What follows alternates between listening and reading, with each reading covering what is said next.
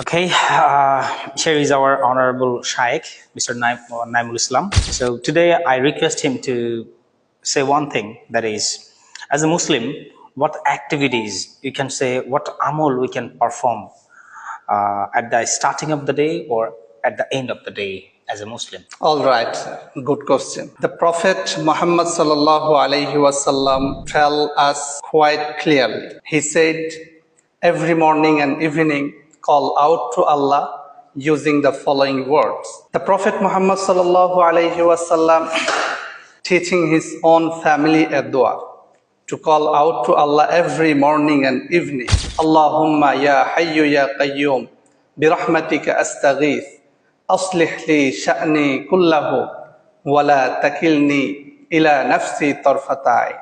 Repeat after me, sir. Okay, fine. Allahumma ya hayyu ya qayyum birahmatika astaghith aslih li sha'ni kullahu wa la takilni ila tarfatai. Tarfatai. May Allah grant us Amin.